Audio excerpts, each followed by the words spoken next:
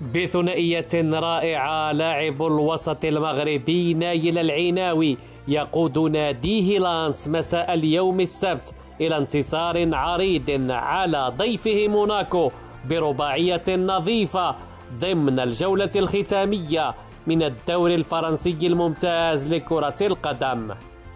ورفع اللاعب البالغ من العمر 23 سنة رصيده إلى 8 أهداف وتمريرة حاسمة بقميص النادي الأحمر والأصفر، لتتعزز حظوظه في قيادة خط ارتكاز الأسود في كأس إفريقيا المقامة بالمغرب شهر دجنبر المقبل.